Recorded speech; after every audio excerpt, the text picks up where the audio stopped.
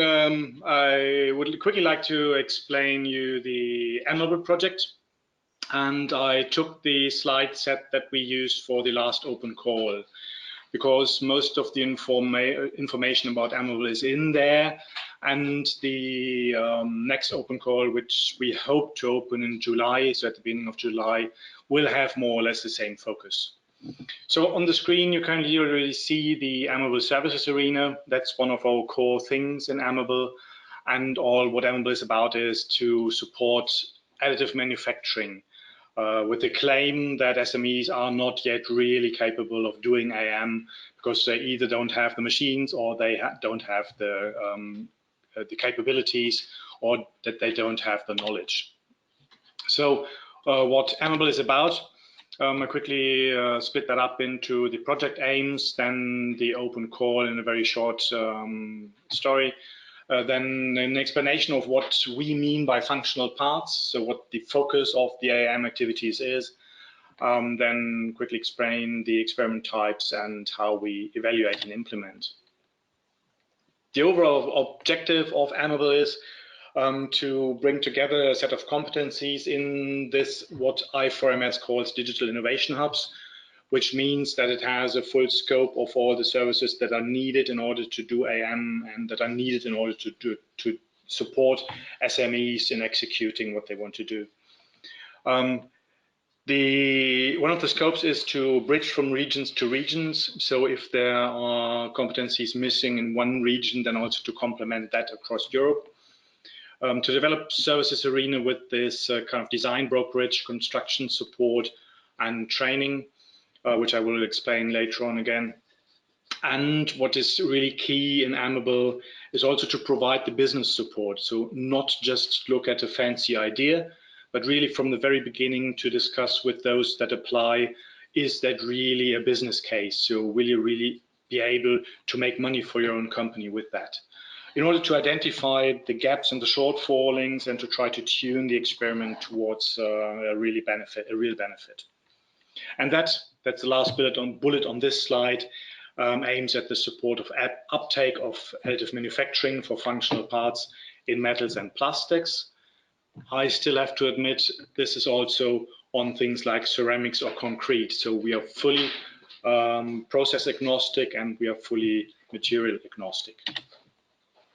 The consortium that stands behind that is a number of research organizations that look at additive manufacturing, but below this purple line you also see there are some companies also involved, like the industrial data space, consultancy companies like Keen Bull, Strategy End, which is a part of Pricewaterhouse, Zabala as an innovation consulting entity from Spain, and EWF for training.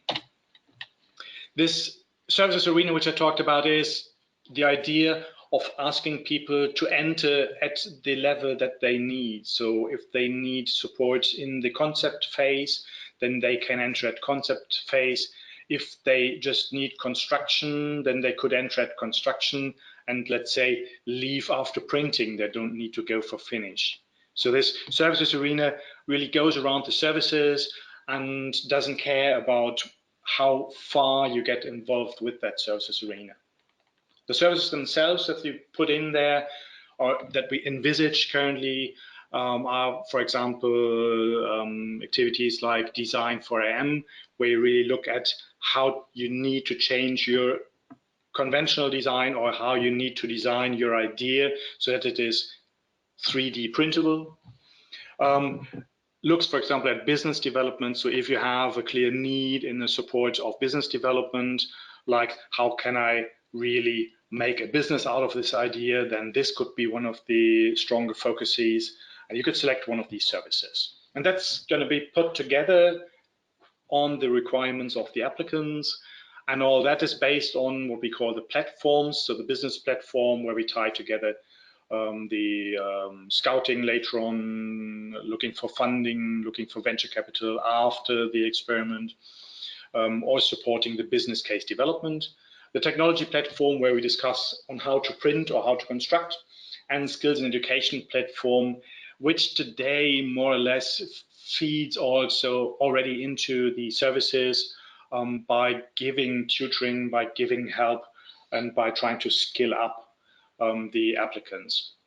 So the main aim of AMable is to really empower people. It's not to do the job for the people, but it's really to train them, to put the right ideas, to give the right direction, so that the SMEs, so that you can do AM in this experiment, that you win from it, and that you can continue that after having conducted the experiment.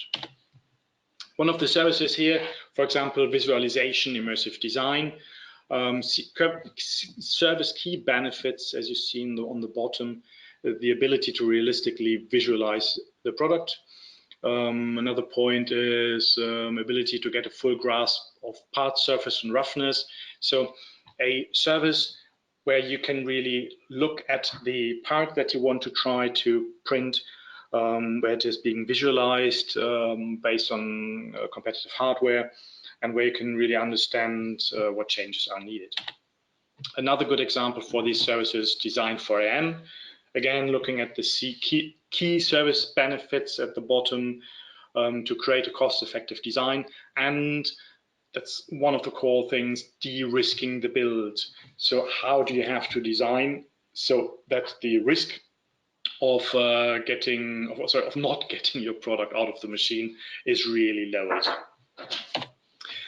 What we also do in AMable is another topic, and that is the digital data chain. So we look at how to handle data from the idea stage across all these different development stages. Let me give a quick example. You sit down with a couple of friends at dinner in the evening, you have a great idea, you sketch that on paper, put it into your pocket. The next morning you go into your office, you put it on the scanner, and you scan this idea that you sketched on paper. At that point in time, you could even do it much more modern. You take out your photos, your iPhone at dinner time, and you create an image of that sketch. You would then have a digital document from your sketch. And the idea now is to leave this image with you, so you keep the data, but to create a hash key, what we can, like a fingerprint, like a digital fingerprint of this file, of this image. And this digital fingerprint you can put into a blockchain. So it is being recorded at the time when you link this digital fingerprint into the blockchain that you had a very specific file at your premise, that it was you who owned this file, and at any later time you can go back to this record in the blockchain and say, okay, at this time I had a specific file. This specific file had this fingerprint, and if you're called for court, or if you have to, let's say, fight some other battle, you can still prove this digital file is the same as this fingerprint. So this is something that goes along the development path to record and to document changes of data, and to make people, to enable people to prove that they looked at certain things, that they had a certain status, or that they owned some files at a specific point in time. I think this is pretty important, because when you do design changes, especially in AM, then you might have to prove that at a later stage. And with this approach you can do.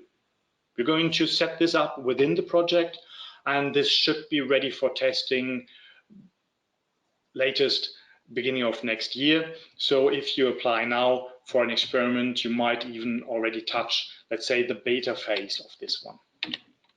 In practical terms, it looks like in the sketch on the, or in the diagram on the bottom right.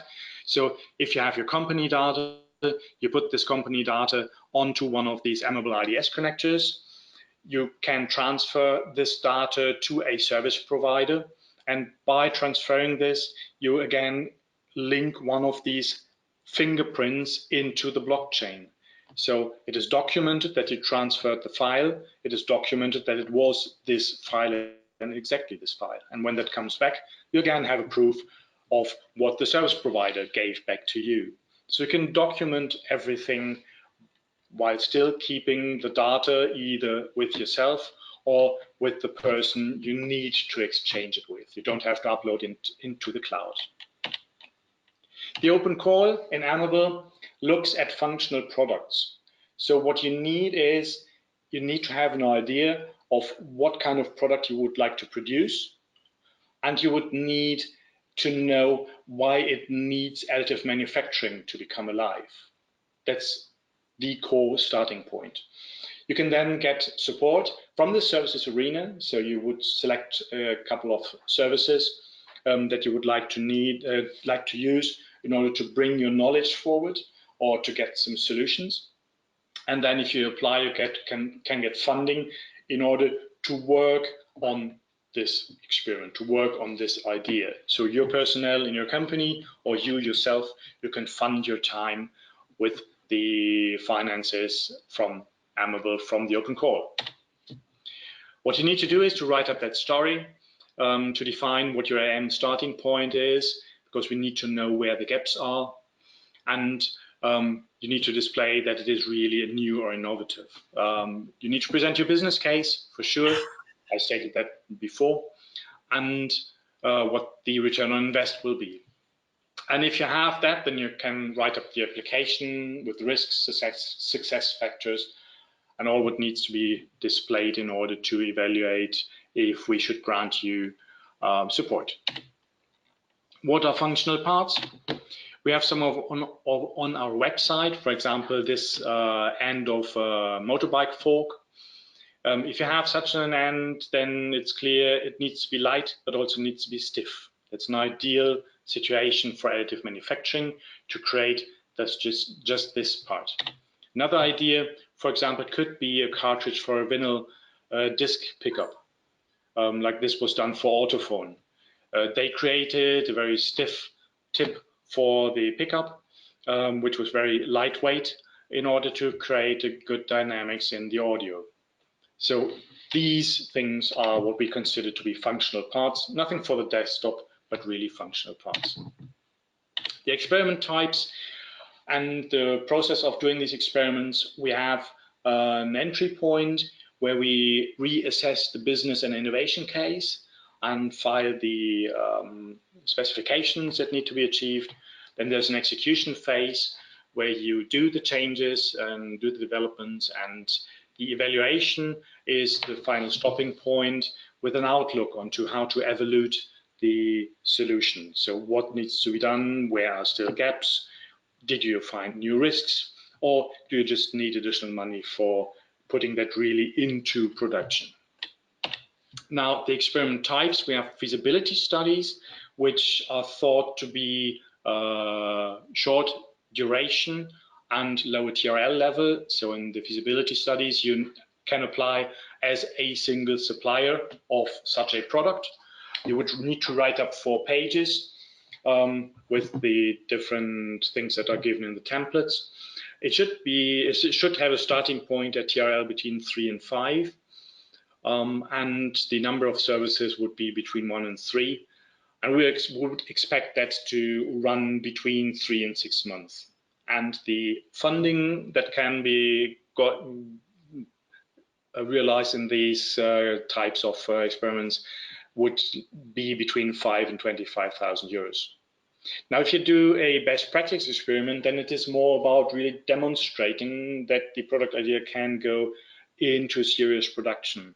And that would require a supplier, so the role of the one with the idea, and the user, that would be the one that really gives definitions of what it needs to look like if you should buy it.